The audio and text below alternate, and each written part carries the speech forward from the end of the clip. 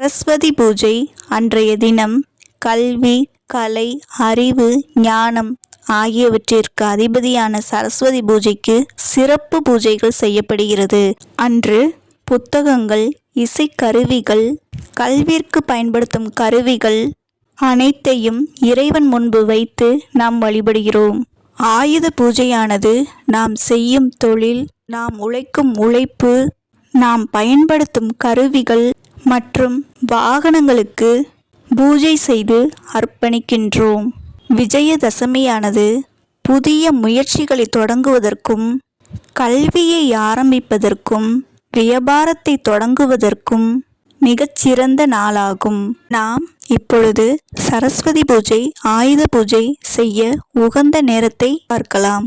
October 1, புரட்டாசி மாதம் 15ஆம் தேதி காலை 9:15 முதல் 10:10 வரை, பகல் 1:45 முதல் 3:10 வரை, மாலை 4 மணி முதல் 5 மணி வரை, இரவு 7:15 முதல் 10 மணி வரை.